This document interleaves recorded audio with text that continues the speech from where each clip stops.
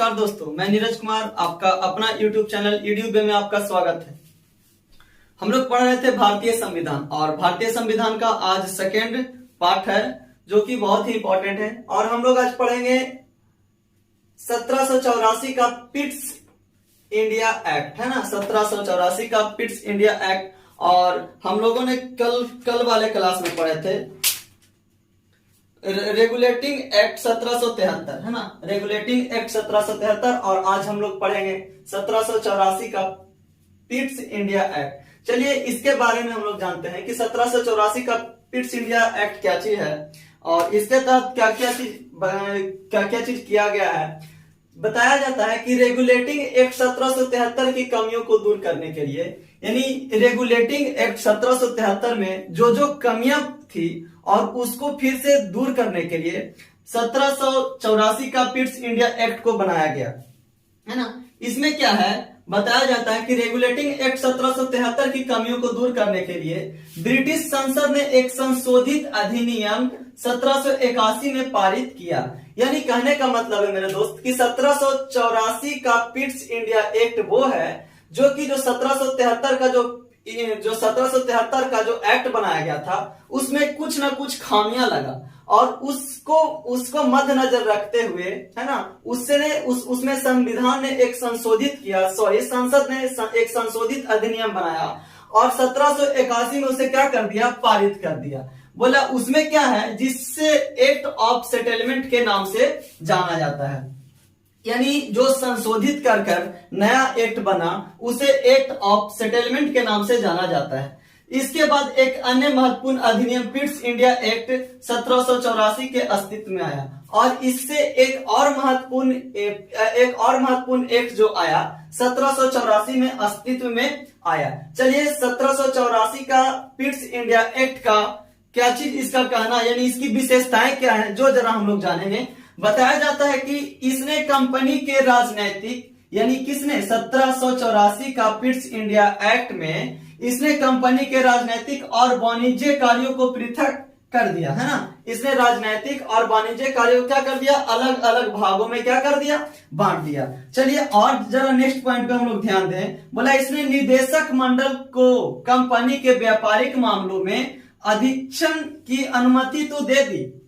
बताया जाता है कि इसने निदेशक मंडल को कंपनी के व्यापारिक मामले में अधीक्षण की अनुमति तो दे दी, लेकिन क्या करता है कि राजनीतिक मामलों के प्रबंधन के लिए नियंत्रण बोर्ड, यानी राजनीतिक मामले में जो भी कमियां आएंगी, जो भी सुधारने का वो बात आएगा, यानी उसकी प्रबंधन, उसकी देखरेख के लिए एक बोर्ड ऑफ कंट्रोल, यानी नियंत्रण बोर्ड को हम लोग बोर्ड ऑफ कंट्रोल के नाम से क्या किया जाता है, जाना जाता है, से एक नए निकाय का गठन कर दिया गया। इस प्रकार द्वैध शासन की व्यवस्था का शुभ आरंभ हो गया। यानी 1784 का पिट्स इंडिया एक्ट में द्वैध शासन का व्यवस्था क्या हो गया, शुभ आरंभ हो गया। नेक्स्ट क्या था कि नियंत्रण बोर्ड को यह शक्ति थी कि वह ब्रिटिश नियंत्रित भारत में सभी नागरिक, सैन्य सरकार व राजस्व गतिविधियों का अधीक्षण एवं नियंत्रण करे, है ना। या इसमें नियंत्रण बोर्ड को यह शक्ति मिल गई थी, या नियंत्रण बोर्ड को यह अधिकार मिल गया था कि वह ब्रिटिश नियंत्रित भारत में, है ना, वह ब्रिटिश नियंत्रित भारत में सभी नागरिक एवं सैन्य सरकार व राजस्व गतिविधियों का अधीक्षण एवं नियंत्रण करे। नेक्स्ट क्या है, इस प्रकार यह अधिनियम दो कारणों से महत्वपूर्ण था, है ना। इस प्रकार यह अधिनियम दो कारणों से क्या था, महत्वपूर्ण था। पहला कारण यह था कि भारत में कंपनी के अधीन क्षेत्रों को पहली बार ब्रिटिश आधिपत्य का क्षेत्र कहा गया, है ना। यानी भारत में कंपनी के अधीन क्षेत्रों को पहली बार ब्रिटिश आधिपत्य का क्षेत्र कहा गया। दूसरा क्या था, ब्रिटिश सरकार को भारत में कंपनी के कार्यों और इसके प्रशासन पर पूर्ण नियंत्रण प्रदान किया गया, है ना। दूसरा इसके प्रशासन पर पूर्ण क्या किया गया, नियंत्रण प्रदान किया गया। चलिए जरा नेक्स्ट पे आते हैं हम लोग। 1833 का चार्टर अधिनियम, है ना। 1833 का चार्टर अधिनियम क्या है, ब्रिटिश भारत के केंद्रीकरण की दिशा में, यानी ब्रिटिश भारत के केंद्रीकरण की दिशा में यह अधिनियम निर्णायक कदम था। यह अधिनियम क्या था? एक निर्णायक कदम था। और इसमें बताया जाता है कि इसकी विशेषता क्या थी। बताया जाता है कि इसने बंगाल के गवर्नर जनरल को, है ना, किसने, यानी 1833 का चार्टर एक्ट में ये लिखा गया कि इसने बंगाल के गवर्नर जनरल को भारत का गवर्नर जनरल बना दिया। जो बंगाल के गवर्नर जनरल थे उन्हें भारत का गवर्नर जनरल क्या कर दिया गया? बना दिया। और बताया जाता है कि जिसमें सभी नागरिक और सैन्य शक्तियां निहित थी, है ना, और जिसमें क्या थी? सभी नागरिक और सैन्य शक्तियां की क्या? सैन्य शक्तियां निहित थी। इस प्रकार इस अधिनियम ने पहली बार एक ऐसी सरकार का निर्माण किया जिसका ब्रिटिश कब्जे वाले संपूर्ण भारतीय क्षेत्र पर पूर्ण नियंत्रण था, है ना। यानी इस प्रकार इस अधिनियम ने पहली बार एक ऐसी सरकार का निर्माण किया जिसका ब्रिटिश कब्जे वाले संपूर्ण भारतीय क्षेत्र पर पूर्ण क्या था? नियंत्रण था। चलिए, बताया जाता है कि लॉर्ड विलियम बेंटिंग भारत के प्रथम गवर्नर जनरल थे। यानी भारत के प्रथम गवर्नर जनरल कौन थे? Lord William Bentinck. नेक्स्ट बताया जाता है कि इसने मद्रास और मुंबई के गवर्नरों को विधायिका संबंधी शक्ति से वंचित कर दिया।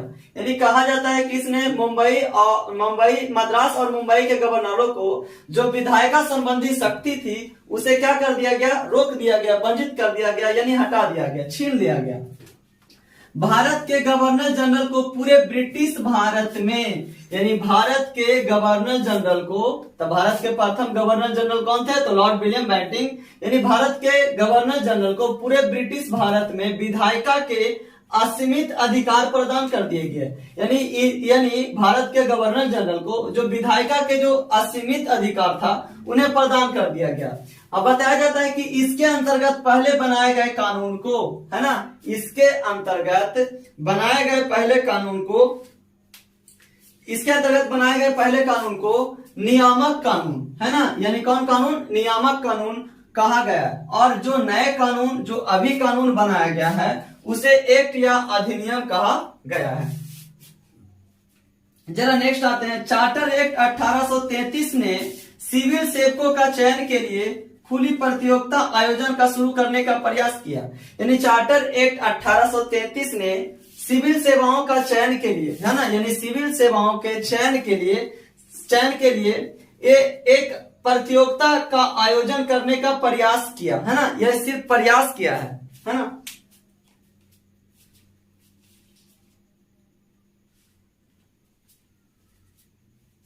इसमें कहा गया कि भारतीय को किसी पद या कार्यालय और रोजगार को हासिल करने से वंचित नहीं किया जाएगा। यानी कि इसमें 1833 का एक्ट में बताया गया कि इसमें भारत का जो नागरिक है वो या तो कोई भी रोजगार सकता है या तो कोई भी व्यापार कर सकता है। इसमें किसी को किसी भी चीज से वंचित नहीं किया जाएगा। नेक्स्ट जो हमारा है 1853 का चार्टर एक्ट, है ना। इसमें क्या है जरा देखें। 1793 से लेकर 1853 के दौरान ब्रिटिश संसद द्वारा पारित किए गए चार्टर अधिनियमों की श्रृंखला में यह अंतिम अधिनियम था, है ना। यह एक अंतिम अधिनियम था। इस अधिनियम की क्या विशेषता थी? बताया जाता है कि इसने पहली बार गवर्नर जनरल की परिषद के विधायिका एवं प्रशासनिक कार्यों को अलग कर दिया, है ना। इसने पहली बार गवर्नर जनरल की परिषद के विधायिका एवं प्रशासनिक कार्यों को क्या कर दिया? अलग कर दिया। नेक्स्ट बताया जाता है कि इसके तहत परिषद में 6 नए पार्षद और जोड़े गए, है ना। यानी किसमें 1853 का चार्टर एक्ट में बताया जाता है कि इसके तहत परिषद में 6 नए पार्षद और जोड़े गए। इन्हें विधान परिषद कहा गया। इन्हें क्या कहा गया? विधान परिषद के नाम से जाना गया। अब बताया जाता है कि इसने सिविल सेवकों की भर्ती एवं चयन हेतु खुली प्रतियोगिता व्यवस्था का शुभ आरंभ किया, है ना। इसमें जरा ध्यान देने बात योग यह है कि 1833 में प्रयास किया था। चार्टर एक्ट 1833 में क्या किया गया था कि सिविल सेवकों की भर्ती के प्रतियोगिता के लिए उसने क्या किया? उसने लागू नहीं किया, वह उसने सिर्फ और सिर्फ क्या किया था, प्रयास किया था। लेकिन इन्होंने इस अधिनियम के अंतर्गत सिविल सेवा व्यवस्था का क्या कर दिया, खुली भर्ती प्रतियोगिता का शुभ आरंभ कर दिया।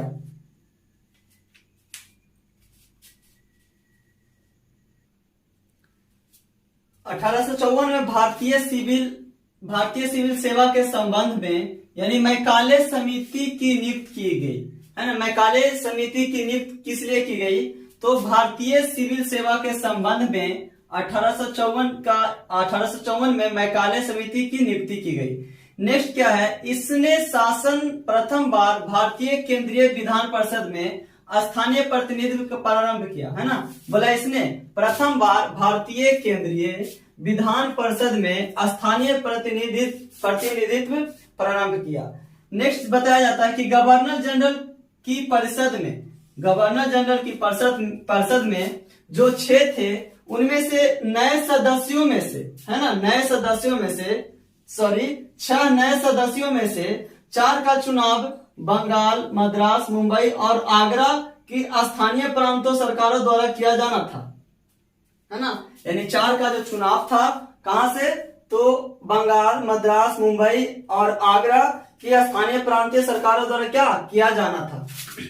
नेक्स्ट आता है ताज का शासन, है ना। ताज का शासन अब कहां से कहां तक, तो 1858 ईस्वी से 1947 तक चलेगा। चलिए इसका महत्वपूर्ण विशेषता क्या है, बताया जाता है कि इस महत्वपूर्ण कानून का निर्माण 1857 के विद्रोह के बाद, यानी जो 1857 का जो विद्रोह हुआ था उसके बाद इस कानून का यानी इस शासन को बनाया गया, जिसे भारत का प्रथम स्वतंत्रता संग्राम या सिपाही विद्रोह भी कहा जाता है। चलिए इस अधिनियम की विशेषता क्या थी, इसके तहत भारत का शासन सीधे महारानी विक्टोरिया के अधीन चला गया, है ना। यानी ताज के शासन के अनुसार सीधे महारानी विक्टोरिया के अधीन चला गया, यानी भारत का जो शासन है सीधे महारानी विक्टोरिया के क्या अधीन चला गया।